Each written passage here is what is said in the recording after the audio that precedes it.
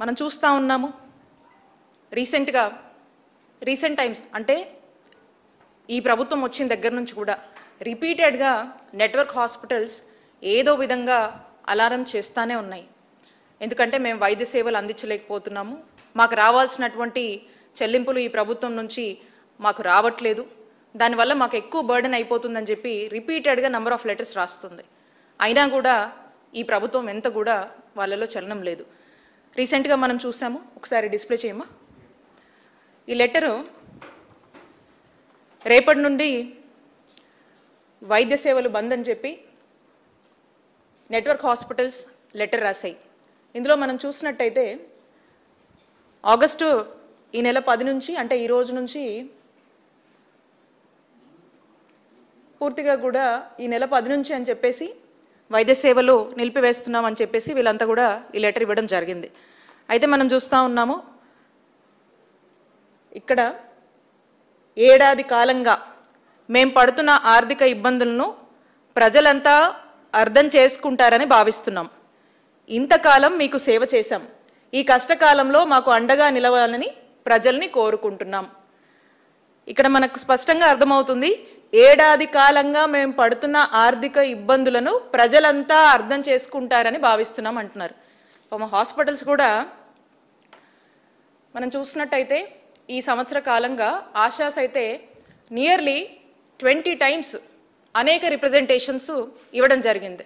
ఏమని, మేము నడపలేకపోతున్నాము, మాకు చాలా ఇబ్బందిగా ఉంది, ఈ ప్రజలు వస్తే ఏదైనా అనారోగ్య పరిస్థితులు వస్తే మేము చూడలేకపోతున్నాం, ఎందుకంటే మాకు భారం అయిపోతుంది అని చెప్పి వాళ్ళు పదే పదే చెప్తూ నంబర్ ఆఫ్ లెటర్స్ రాసి రిపీటెడ్గా కూడా ఈ గవర్నమెంట్ని అలారం చేస్తూనే ఉన్నా కూడా ఈ ప్రభుత్వం ఏమాత్రం కూడా వాళ్ళతో చర్చిద్దామా, వాళ్ళతో ఏదైనా సంప్రదింపులు చేద్దామా అని కనీస చర్చలు కూడా చేయకుండా, ఒకవేళ చేసినా కూడా ఏదో మాటలు చెప్పి పంపించి అప్పటి వరకు మాటలు చెప్పి మళ్ళీ తిరిగి వీళ్ళు వచ్చి వీళ్ళ పని వీళ్ళు చేసుకుంటుంటే వాళ్ళకు కనీసం వాళ్ళు చెప్పినటువంటి మాటల మీద కూడా నిలబడకుండా పూర్తిగా గాలికి వదిలేసినటువంటి వైనం మనం చూస్తూ ఉన్నాము.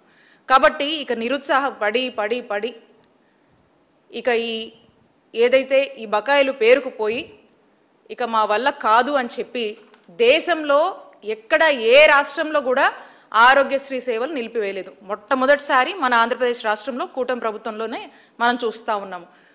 దీని అర్థం పూర్తిగా వైద్య ఆరోగ్య రంగం కూటమి ప్రభుత్వం వచ్చాక ఫెయిల్ అయింది. ఈ ఆరోగ్యశ్రీని మనం చూస్తుంటే ఒకవైపు ప్రభుత్వం అందించాల్సినటువంటి బాధ్యత నుంచి తప్పుకొని వైద్య ఆరోగ్య రంగాన్ని పూర్తిగా కూడా నిర్వీర్యం చేస్తూ ఉన్నారు, మరోవైపు ఆరోగ్యశ్రీని పూర్తిగా కూడా నిలిపివేస్తూ ఉన్నారు.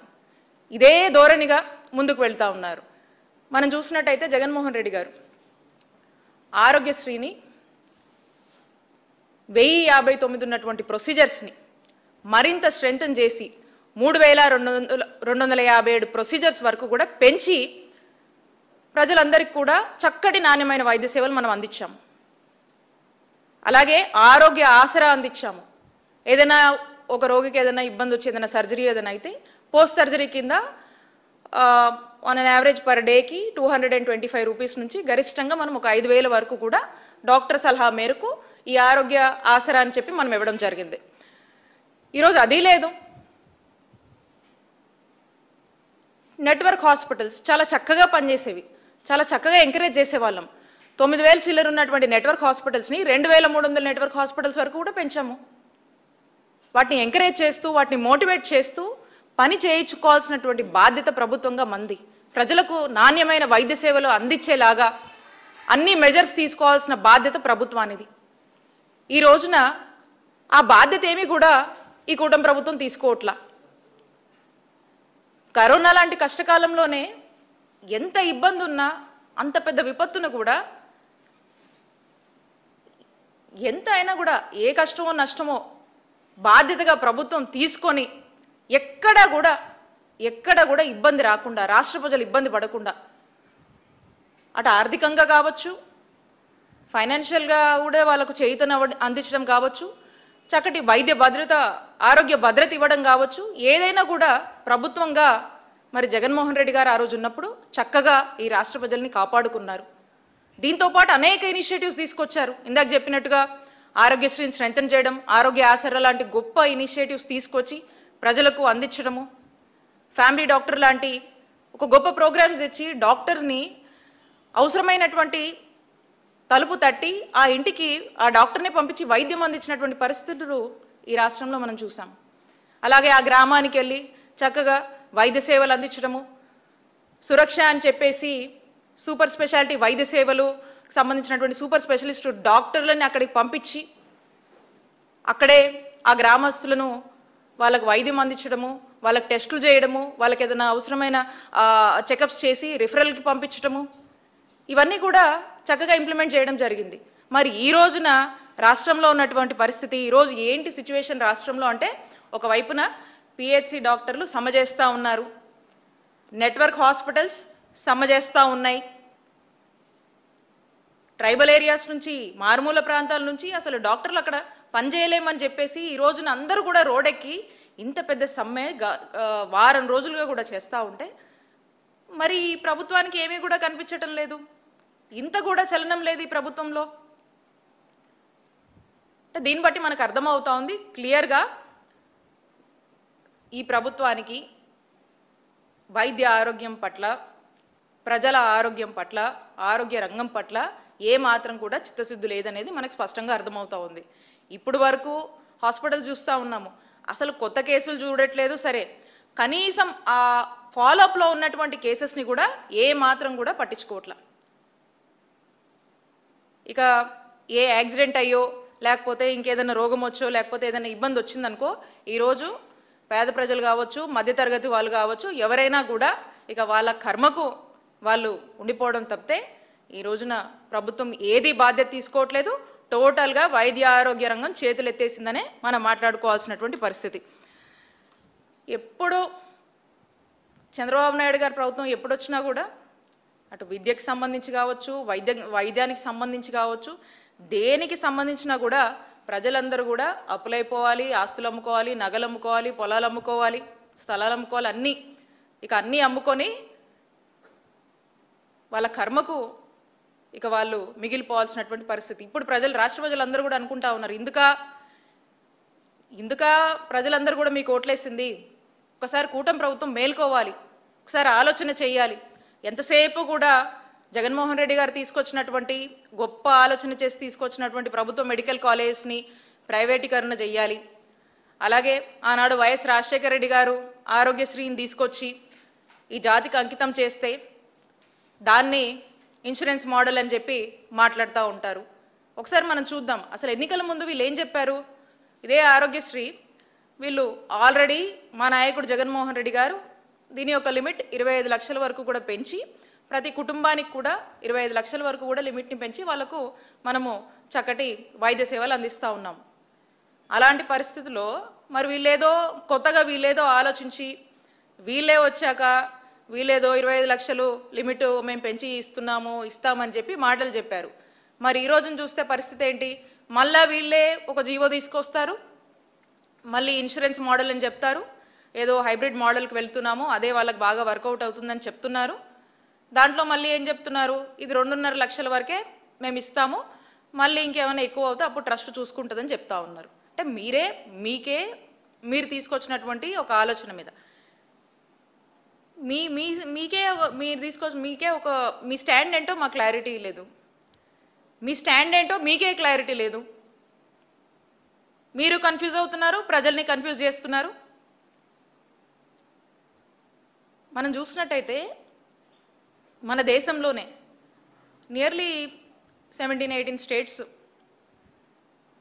ఈ ఇన్సూరెన్స్ మోడల్ అని ఈ రకరకాల అందుబాటులో ఉండేటువంటి ఈ హైబ్రిడ్ పద్ధతుల్ని ఎక్స్ప్లోర్ చేసి ఇది వర్కౌట్ కాదు, ఈ ఇన్సూరెన్స్ మోడల్ కావచ్చు, హైబ్రిడ్ మోడల్ కావచ్చు, ఇది ఫెయిల్యూర్ మోడల్, దీనివల్ల ప్రజలు ఇబ్బంది పడుతున్నారు, దానివల్ల ఆ ప్రభుత్వానికే ప్రమాదం వస్తుంది, ఆ గవర్నెన్స్కే ప్రమాదం వస్తుంది అని భావించి వదిలేశారు. ఆ మాడ్యూల్స్ని ఎంకరేజ్ చేయట్లేదు. వాళ్ళే బయటికి మళ్ళీ వచ్చేసి సేమ్ యథావిధిగా ఆ రాష్ట్రంలో మళ్ళీ ట్రస్ట్ మోడల్లో వాళ్ళు నడుపుకున్నారు. ఇప్పటికీ అలాగే నడుపుతున్నారు. మరి ఇక్కడ ఈ రాష్ట్రంలో ఆనాడు రాజశేఖర రెడ్డి గారు ఒక గొప్ప ఆలోచన చేసి తీసుకొచ్చినటువంటి ఈ ఆరోగ్యశ్రీని ఈరోజు ఇంత దేశంలో అన్ని రాష్ట్రాలకు ఆదర్శంగా ఉండి వాళ్ళు నడుపుతూ ఉంటే, మరి ఈ రోజున ఇక్కడ పుట్టినటువంటి ఈ ఆరోగ్యశ్రీని వీళ్ళు చంపాలని ప్రయత్నం చేస్తూ ఉన్నారు. ప్రభుత్వంగా ప్రజల పట్ల బాధ్యత వహించకుండా ఆ ప్రజల అనారోగ్యంతో చచ్చిపోతే అది ప్రభుత్వ హత్యే. ఈ కూటమి ప్రభుత్వం చేస్తున్నటువంటి హత్యగానే మనం భావించాల్సినటువంటి అవసరం ఉంది. ఈ విధంగా మరి ఒకవైపు చూస్తూ ఉన్నాము, ఇన్ని యాజిటేషన్స్ చేస్తూ ఉన్నాము, ఇంత పెద్ద ఎత్తున వ్యతిరేకత వస్తుంది. ఈ గవర్నమెంట్ మెడికల్ కాలేజ్ అన్నిటిని కూడా ప్రైవేటైజేషన్ చేయాలని చెప్పేసి ఎంతసేపు కూడా వాళ్ళ ఫోకస్ అంతా ఈ వ్యతిరేకతతో, ప్రజల యొక్క ఇబ్బందులతో, వైద్య విద్య అభ్యసించాలనుకునేటువంటి విద్యార్థుల బాధలతో ఏ కన్సర్న్స్ వీళ్ళకి పట్టవు. ఆరోగ్యశ్రీ ఈరోజు పనిచేయట్లేదు, నెట్వర్క్ హాస్పిటల్స్ బోర్డులు తిప్పేశాయి, సేవలు అందించట్లేదు, ప్రజలు హాస్పిటల్కి వచ్చి ఏడుస్తా ఇంటికి వెళ్ళిపోతున్నారు, చూడమని చెప్పేస్తున్నారు, ఏ అప్పో సప్పో చేసుకోలేక అప్పులు దొరకక ఇబ్బంది పడుతూ ఉన్నారు, ఏదో ఇంకేదో మెడికల్ షాప్లకు వెళ్ళి ఏదో మందులు వేసుకొని అడ్జస్ట్ అయ్యి ప్రాణం మీదకి తెచ్చుకుంటా ఉన్నారు. ఇలాంటి పరిస్థితుల్లో ఈరోజు రాష్ట్రం ఉంది. మరి ఇవన్నీ ఏమీ కూడా పట్టట్లేదు, ఒక రివ్యూస్ చేయరు. ఎక్కడన్నా ఏదైనా ఇబ్బందులు వచ్చి డెత్స్ కాజ్ అయినా, ఎక్కడన్నా విషజ్వరాలు వచ్చినా, ఇంకోటైనా ఎక్కడ ఏ డిజాస్టర్ మూమెంట్స్ జరుగుతున్నా హెల్త్కి సంబంధించి ఎక్కడా కూడా కాజ్ కనుకోరు, రీజన్స్ కనుకోరు, ఎక్స్ట్రా ఫెసిలిటీస్ ఇవ్వరు.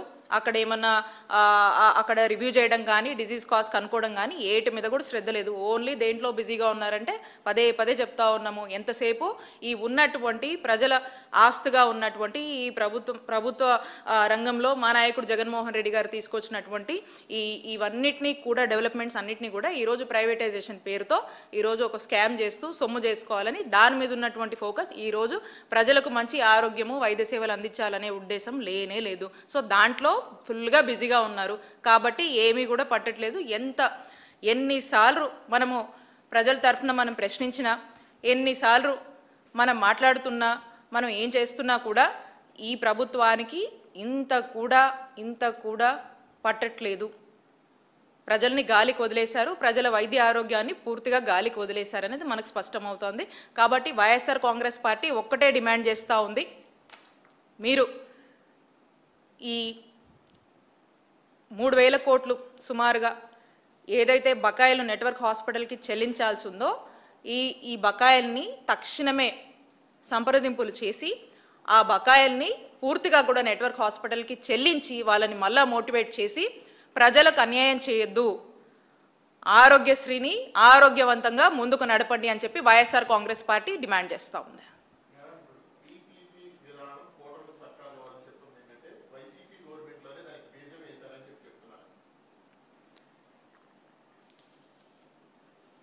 ఒక చిన్న లాజిక్ మీరు ఆలోచించండి. ఈ పీపీపీ అనేటువంటిది ఒకవేళ వైసీపీఏ గనక బీజం వేస్తే మీరెందుకు ఇప్పుడు మళ్ళీ జీవోలు తెచ్చి పీపీపీ అని మేము వెళుతున్నామని చెప్తున్నారు, మేము కంటిన్యూ చేస్తున్నామని చెప్పాలి కదా. కొత్తగా మీరెందుకు దాన్ని వెతుకుతున్నారు? మేమేం చేయలేదు. మేము గతంలో జీవో నంబర్ 107కి సంబంధించి యాన్యుటీకి సంబంధించి ఒక ఆలోచన అప్పుడు ఉన్నటువంటి మా ప్రభుత్వం చేసిన తర్వాత ఇది చేసినాక ఇది వర్కౌట్ అవ్వట్లేదు. అంటే బేసిక్గా ఈ యాన్యుటీ అంటే ఏంటంటే it's something like an EMI. ఇప్పుడు మనం ఒక ఫోనో, కారో, టీవీయో, రెఫ్రిజిరేటరో ఏదన్నా ఒక ఈఎంఐలో మనం కొనుక్కుంటే కొంత డౌన్ పేమెంట్ కడతాము, మంత్లీ ఇంత కడుతూ వస్తూ ఉంటాము. సో అది యాన్యుటీ మీద అలాంటి ఒక ఆలోచన చేశారు, అది అనుకున్నాము. కానీ ఇది వర్కౌట్ అవ్వట్లేదు అని చెప్పేసి అలా మనం కట్టడమే. సో ఇది కాదు, మనం నాబార్డ్తో లోన్ తీసుకొని టైఅప్ చేద్దాము, కాలేజెస్ని సిఎస్ఎస్ ఫండ్స్లో తీసుకొచ్చేసి మనం టైఅప్ చేద్దామని చెప్పి ఈ మెడికల్ కాలేజ్ అన్నీ కూడా నాబార్డ్కి, నేను గతంలో నా ప్రెస్ మీట్లో చెప్పాను, ప్రతి కాలేజ్కి సంబంధించి 500 కోట్లు ఆ కాలేజ్కి సంబంధించినటువంటి ఏ విధంగా మేము ఫండ్స్ టైఅప్ చేశామనేది మేము క్లారిటీగా కూడా గతంలో కూడా చెప్పడం జరిగింది. సో కాబట్టి మేము అలాంటి పీపీపీ ఆలోచన అయితే మేము చేయలేదు. మేము యాన్యుటీ గురించి ఆలోచించాము, కానీ మాకు ఇదే కరెక్ట్గా ఉందని చెప్పి ఈ పద్ధతిలో మేము చాలా ట్రాన్స్పరెంట్గా వెళ్ళాము. ఈరోజు మీరు మీ యొక్క డెసిషన్ని, ఈ మెడికల్ కాలేజ్ ప్రైవేటీకరణ అనేటువంటి డెసిషన్ని మీరు స్టిల్ కంటిన్యూ చేస్తూ వస్తున్నటువంటి ఈ యాంటైని, వ్యతిరేకతని, ప్రజల ఆందోళనని ఏది కూడా గ్రహించకుండా ముందుకు వెళుతూ మీరు ఏదో ఒక వంకతో ఆ సాకులన్నీ మా మీదేసి ఏదో జస్టిఫై చేసుకోవాలనుకుంటున్నారేమో. మీరు చేస్తుంది ముమ్మాటికి తప్పు. మీరు ఈ యొక్క ఆలోచనని విత్డ్రా చేసుకునే వరకు కూడా ప్రజల పక్షాన వైఎస్ఆర్ కాంగ్రెస్ పార్టీ పోరాడుతుంది. ఒకవేళ మేము గనక అది చేస్తుంటే మరి మీరు కొత్తగా ఎందుకు చేయాల్సి వస్తుందో, ఎందుకు దాని మీద జీవోలు ఇస్తున్నారు, ఎందుకు ప్రజలు వ్యతిరేకిస్తున్నారో దాన్ని బట్టి మనకు స్పష్టం అవుతా ఉంది. That's clear.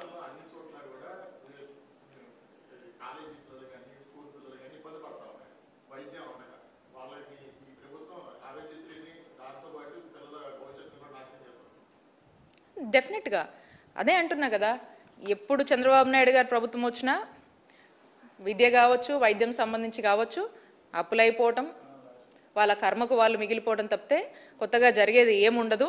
అదే మరి ఈ రోజున వైఎస్ఆర్ కాంగ్రెస్ పార్టీ ప్రజల పక్షాన నిలబడి పదే పదే మేము చెప్తా ఉన్నాం, ప్రభుత్వంగా వైద్యం అందించాల్సినటువంటి బాధ్యత ప్రభుత్వం మీదే ఉంటుంది. Government is a continuous process.